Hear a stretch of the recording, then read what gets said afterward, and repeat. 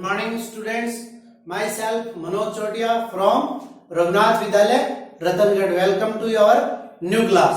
आज का अपना टॉपिक अपन पढ़ रहे थे पादप वृद्धि. पादप वृद्धि के अंतर्गत अपन ने पढ़ रहे थे अपन वृद्धि को प्रभावित करने वाले कारक, और वृद्धि को प्रभावित करने वाले कारकों में से एक था अपना वृद्धि नियामक पदार्थ. और वृद्धि नियामक पदार्थों को हमने दो भागों में विभाजित किया था, एक वृद्धि कारक और दूसरा वृद्धि रोधी. ठीक है. वृद्धि कारक के अंतर्गत आपको चार प्रकार के पादप हार्मोन बताए थे. कौन कौन से? Auxin, gibberellin, cytokinin, ethylene. और वृद्धि रोधी के अंतर्गत था अपना एब्सिसिक अम्ल. आज हम चर्चा करेंगे ऑक्सिन के ऊपर. ऑक्सिन जो है, इस शब्द की व्युत्पत्ति ग्रीक भाषा के ऑक्सिन से हुई है. ठीक है. और ऑक्सिन ग्रीक भाषा है, तो हमें इसको समझने के लिए क्या करना पड़ता है आपको पता है. हम जैसा कि चलते हुए आ रहे हैं, ग्रीक को हम किस में ट्रांसलेट करेंगे? ग्रीक को अपन इंग्लिश में ट्रांसलेट करेंगे, और फिर इंग्लिश को अपन हिंदी में ट्रांसलेट कर लेंगे. तो ऑक्सिन का ग्रीक का अंग्रेजी में अर्थ होता है टू ग्रो, और टू ग्रो को अगर हम हिंदी में ट्रांसलेट करें तो क्या होता है? वृद्धि करना. तो ऑक्सिन का शाब्दिक अर्थ क्या हो गया? वृद्धि करना. यानी वह पादप हार्मोन जो पौधों की वृद्धि के लिए आवश्यक होता है. ठीक है. ऑक्सिन हार्मोन पहला अपना हार्मोन है ऑक्सिन. ऑक्सिन को रासायनिक रूप से इंडोल एसिटिक अम्ल भी कहते हैं, क्योंकि जिस प्रकार के गुण इंडोल एसिटिक अम्ल में पाए जाते हैं उसी प्रकार के गुण ऑक्सिन में पाए जाते हैं. अब अगर अपन बात करें किसकी, देखिए, और जो अपने पादप हार्मोन है वो सारे छोटे छोटे हार्मोन है. ऑक्सिन का अपने विस्तार पूर्वक अध्ययन है, और ऑक्सिन के ऊपर जो प्रश्न बनता है, महत्वपूर्ण प्रश्न, कई प्रश्न बनते हैं जिसमें ऑक्सिन के कार्य की प्रभाव है, वो सारे के सारे भी आ सकते हैं 2 नंबर के प्रश्न में, और उनमें भी एक एक नंबर का प्रश्न बनता है. पिछले साल बोर्ड की परीक्षा में आया था, वो कार्य की प्रभावों के अंतर्गत से आया था.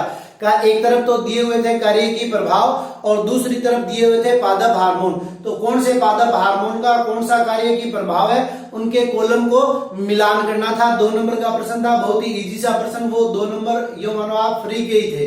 ठीक है. लेकिन अगर आपने इसका विस्तार पूर्वक अध्ययन किया हुआ है तब. दूसरा ऑक्सिन के ऊपर प्रश्न आता है, ऑक्सिन का जैव आमापन दीजिए. और किसी हार्मोन में नहीं आएगा, केवल ऑक्सिन में ही आएगा कि ऑक्सिन का जैव आमापन दीजिए. तो सबसे पहले अपन बात करते हैं ऑक्सिन की खोज की, कि ऑक्सिन की खोज किसने की थी. ठीक है. ऑक्सिन की खोज चार्ल्स डार्विन, आप लोगों ने नाम सुना हुआ है, जो कि इवोल्यूशन के अंतर्गत आते हैं. आप लोगों ने सिद्धांत पढ़ा हुआ होगा, ज्योग्राफिकल सिद्धांत है. सांप के पैरों का गायब होना, ठीक है, जिराफ की गर्दन का लंबी होना. वही चार्ल्स डार्विन थे, प्रथम व्यक्ति थे जिन्होंने पौधे में एक शीर्ष वृद्धिकारी पदार्थ की खोज की थी. किसकी खोज की थी? एक शीर्ष वृद्धिकारी पदार्थ की खोज की थी, जिन्हें डार्विन ने केनरी घास में इसको खोजा था, और इसे नाम दिया था ऑक्सिन. और इनकी पुस्तक भी पूछी जा सकती है. इनकी पुस्तक का नाम क्या है? The power of movement in plants. The power of movements in plants. तो ये आप लोग ध्यान में रखेंगे, 1 नंबर का प्रश्न इसके ऊपर भी पूछा जा सकता है. चार्ल्स डार्विन द्वारा लिखित पुस्तक का नाम बताइए. The power of movements in plants. तो इसी पुस्तक में इन्होंने केनरी घास, ये भी ध्यान में रखना आपको कि चार्ल्स डार्विन ने ऑक्सिन की खोज कौन से पादप में की थी? केनरी घास में चार्ल्स डार्विन ने इसकी खोज की थी. इन्होंने क्या किया था? इसके प्रांकुर चोल से. किससे? एक प्रांकुर चोल. देखिए, जब हम बीज को अंकुरित करवाते हैं, ठीक है, ये मान लीजिए कोई सीड है, तो इसमें सबसे पहले जो बीज पत्र का निर्माण होता है, 2 प्रकार के बीज पत्र. एक तो क्या है? मूलांकुर. मूलांकुर से आप लोगों को पता है, पिछले साल अपन ने पढ़ा है, मूलांकुर से मूल का निर्माण होता है, और प्रांकुर से तने का निर्माण होता है. मूलांकुर को ढकने वाली संरचना बीज के अंतर्गत जब अपन ने पढ़ा था इस प्रकार से, ये मान लीजिए मूलांकुर है, तो ये क्या है, मूलांकुर चोल है, और उसी प्रकार ये प्रांकुर है और प्रांकुर को ढकने वाली संरचना प्रांकुर चोल कहलाती है। तो केंद्रीय घास के प्रांकुर चोल से, क्योंकि अब इसको भी क्या करना है, वृद्धि करनी है, इसको भी क्या करना है, वृद्धि करनी है, तो उसमें एक वृद्धिकारी पदार्थ पाया जाता है जिसे इन्होंने क्या कहा, ऑक्सिन नाम दिया था, यानी इन्होंने ऑक्सिन की खोज की थी। अब उसके बाद में जैव आमापन की अगर अपन बात करें, किसकी, जैव आमापन, बायो एसे टेस्ट, तो बोयल एवं जॉनसन, किसका नाम है, बोयल एवं जॉनसन ने जई, जो कि आप लोग जानते हो जई भी क्या है, एक प्रकार की घास है, जई भी क्या है, एक प्रकार की घास है जिसका वानस्पतिक नाम होता है एविना सेटाइवा, जिसका वानस्पतिक नाम क्या है, एविना सेटाइवा। इसके अंतर्गत बोयल एवं जॉनसन और पोल ने विभिन्न प्रकार के प्रयोग किए और उसके बाद में FW वेंट, मतलब ऑक्सिन की खोज का श्रेय किसको जाता है, सबसे पहले खोज तो किसने की थी, चार्ल्स डार्विन ने, लेकिन श्रेय किसको जाता है,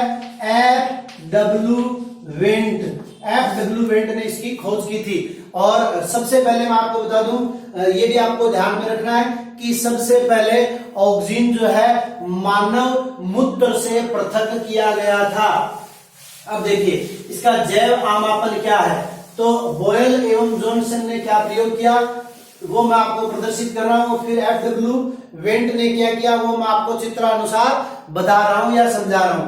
ये मान लीजिए क्या है, शीर्ष है, ठीक है, किसी भी पादप का, और इन्होंने क्या लिया था, जई के प्रांकुर चोल को लिया था। तो शीर्ष भाग में अब ये दो सतह बन गई, ठीक है, एक सतह जो कि इधर से अपन ये प्रदर्शित कर देंगे प्रकाश आ रहा है, ठीक है, तो एक सतह होगी प्रकाश के सामने और दूसरी होगी प्रकाश के विपरीत, ठीक है। तो शीर्ष भाग में क्या होता है, यहाँ पर ऑक्सिन का संश्लेषण होता है और संश्लेषण होने के पश्चात यह ऑक्सिन जो है इस प्रकाशित भाग को अपन कह सकते हैं प्रदीप्त और इसको कह सकते हैं अप्रदीप्त। तो ये अप्रदीप्त भाग की ओर से नीचे की ओर स्थानांतरित होता है और इस बात को सिद्ध किया था बोयल एवं जॉनसन ने और एक पॉल नामक वैज्ञानिक थे इन्होंने। तो इन्होंने क्या किया कि एक बार ये जो, अच्छा दूसरी बात, ये जो शीर्ष है, ठीक है, तो अप्रदीप्त भाग की तरफ से ये क्या करता है, वृद्धि करता है या नीचे की तरफ संश्लेषित होता है। तो अप्रदीप्त भाग जो है वो क्या करेगा, प्रदीप्त भाग की तुलना में अधिक वृद्धि करेगा। तो एक तो इससे सिद्ध होता है कि ऑक्सिन जो है वो वृद्धि के लिए उत्तरदायी है, जिस दिशा में ये संश्लेषित होता है और प्रवाहित होता है उस दिशा की वृद्धि अधिक होगी और वृद्धि अधिक होने के कारण और प्रदीप्त भाग की वृद्धि कम होने के कारण इसमें क्या हो जाता है, ऐंठन आ जाती है, मुड़ाव हो जाता है। एक तरफ क्या है, जैसे मान लीजिए ये ज्यादा वृद्धि कर रहा है, ये वाला भाग कम वृद्धि कर रहा है, तो इसमें अधिक वृद्धि है, इसमें कम वृद्धि है, तो ये क्या हो गया, ऐंठन आ जाती है या शीर्ष मुड़ जाता है, ठीक है। अब दूसरे प्रयोग में बोयल जॉनसन और पॉल ने क्या किया, एक जिलेटिनी परत लगाई, ठीक है। जिलेटिन परत लगाने के पश्चात भी इन्होंने क्या देखा कि वृद्धि उसी प्रकार पूर्ववत हो रही है, अर्थात वह जो पदार्थ यानी ऑक्सिन, वह जो पदार्थ शीर्ष भाग में संश्लेषित होता है वह जिलेटिन की परत को पार कर लेता है। लेकिन जैसे ही इन्होंने क्या किया, अप्रदीप्त भाग की ओर, ठीक है, अब्रक की प्लेट लगा दी, अब्रक की प्लेट लगाई जैसे ही इन्होंने, तो इन्होंने क्या देखा, अब्रक की प्लेट लगाने के पश्चात ये अब्रक की प्लेट मान लीजिए, ठीक है, और ये प्रदीप्त भाग है और ये अपना अप्रदीप्त भाग है। तो उसके पश्चात इन्होंने शीर्ष प्रमुखता नहीं देखी, अर्थात शीर्ष के अंदर गत बढ़ोतरी नहीं होती है। अब इसी प्रयोग को देखिए, FW वेंट ने क्या किया, FW वेंट ने क्या किया कि जई के प्रांकुर चोल को काट लिया, यहां से इसको कट कर दिया और कट करने के पश्चात इस कटे हुए भाग को इन्होंने क्या किया, एगार एगार नामक पदार्थ के ऊपर रखा। एगार एगार आप लोग जानते हो सीवीड्स ग्रेसिलेरिया से प्राप्त होता है, समुद्री शैवाल से प्राप्त होता है, जो कि एक क्या है, पोषक पदार्थ है। और इस पोषक पदार्थ के ऊपर इन्होंने क्या कर दिया, इस कटे हुए शीर्ष को रख दिया और कुछ समय पश्चात इन्होंने क्या देखा कि इसके अंदर जो पदार्थ संश्लेषित हुआ था, इसके अंदर जो पदार्थ संश्लेषित हुआ था वह पदार्थ कहां आ गया, अगार अगार में आ गया।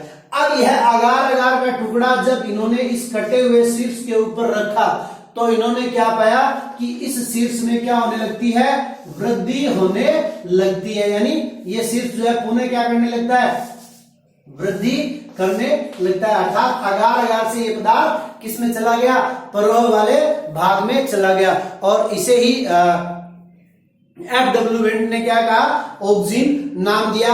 अब अगर अपन देखें ऑक्सीजन की एक परिभाषा देखना चाहें तो ऑक्सीजन क्या होता है, वे कार्बनिक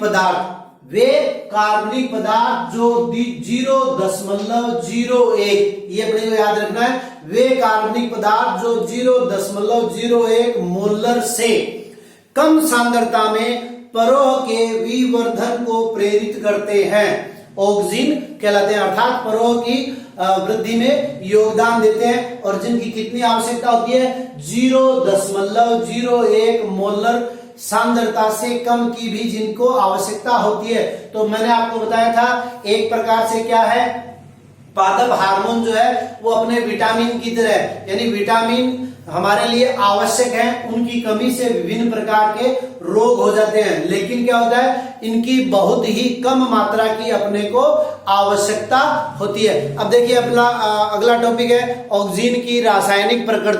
रासायनिक प्रकृति की अगर अपन बात करें, किसकी, ऑक्सीजन की रासायनिक प्रकृति, तो सबसे पहले कोगल नामक साइंटिस्ट ने क्या किया था, जई के प्रांकुर चोल से, किससे, जई के प्रांकुर चोल से, याद रखना है, जई के प्रांकुर चोल से इस प्रकार का पदार्थ पृथक किया जो मानव मूत्र के अंतर्गत पाया जाता है, जो क्या करता है, जई के प्रांकुर चोल में शीर्ष प्रमुखता का निर्धारण करता है, या अपन यूं कह सकते हैं कि जो शीर्ष की वृद्धि को प्रमुखता के साथ प्रभावित करता है। उसके पश्चात कोगल तथा हेगनस्मिथ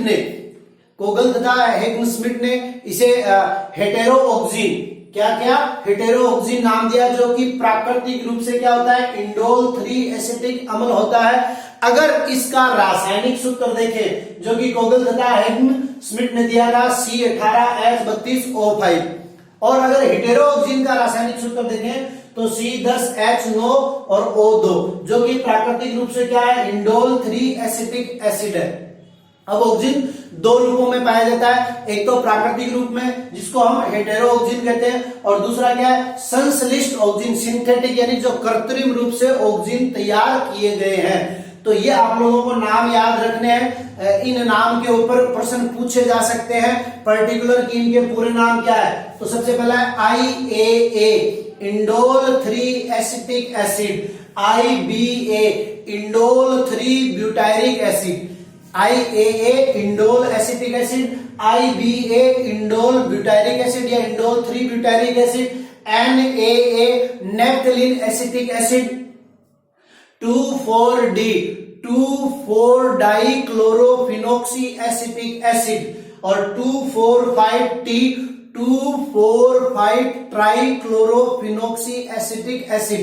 ये क्या है, ये सारे के सारे संश्लिष्ट ऑक्सीजन है जो ऑक्सीजन के समान ही कार्य करते हैं, या यूं कहते हैं कि IAA के व्युत्पन्न के रूप में पाए जाते हैं, जो विभज्योतक ऊतक में या शीर्ष विभज्योतक ऊतक में निर्मित होते हैं, और निर्मित होने के पश्चात अन्य भागों में संचरित होते हैं, और संचरित होने के पश्चात वृद्धि को प्रेरित करते हैं। इसके पश्चात अपना टॉपिक आता है ऑक्सीजन के कार्य की प्रभाव, जो कि अपन कल पढ़ेंगे। धन्यवाद।